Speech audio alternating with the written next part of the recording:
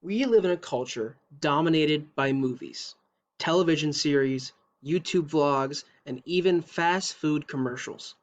Every corner we look, there is a new visual element trying to tell some kind of narrative. You should go see the new Disney movie. Make sure you rush home so that you can watch the Packers game. You have to stop at McDonald's to try the new McWhopper.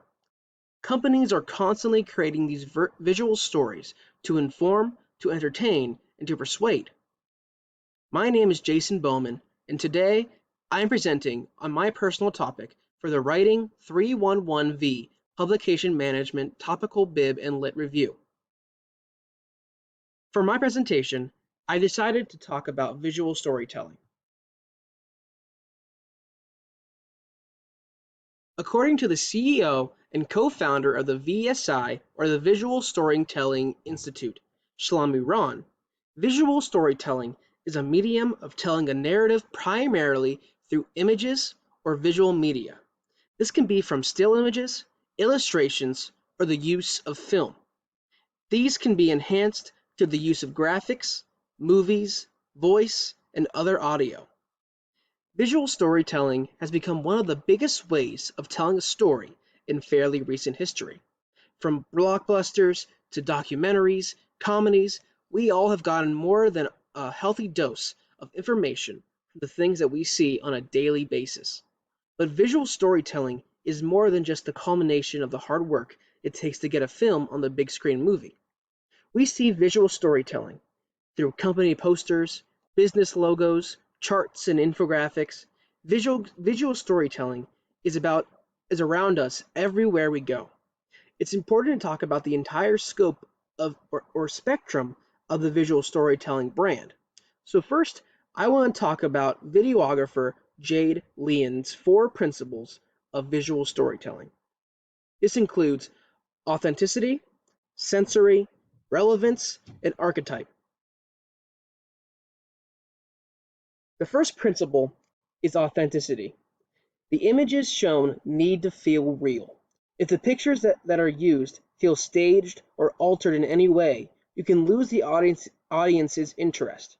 Designers' first job when it comes to creating a narrative is to create something that portrays a real slice of life moment. As you can see in the image above, this is a real, authentic look of a golf match that shows Tiger Woods right after he sank the ball into the hole for the Masters tournament.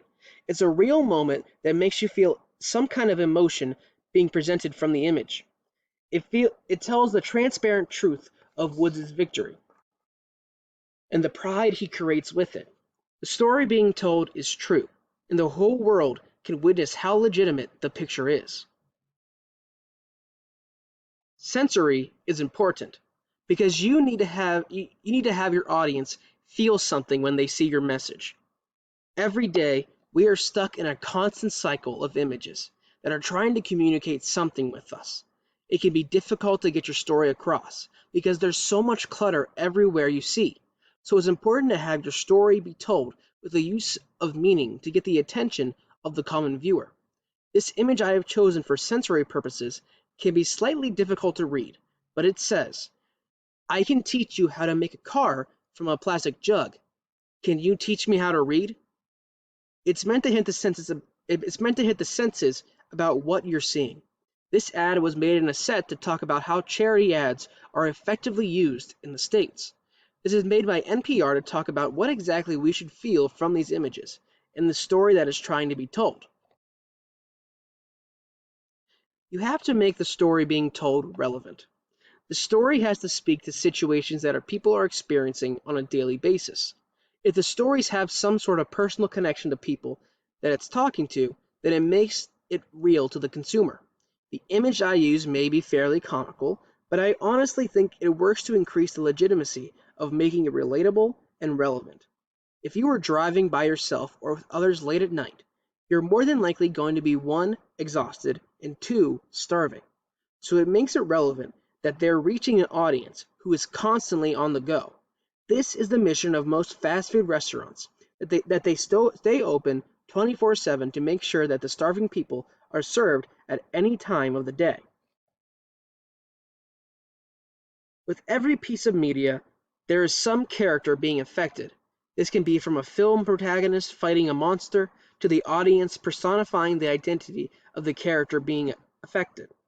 It's important to show that people on an individual level are being represented.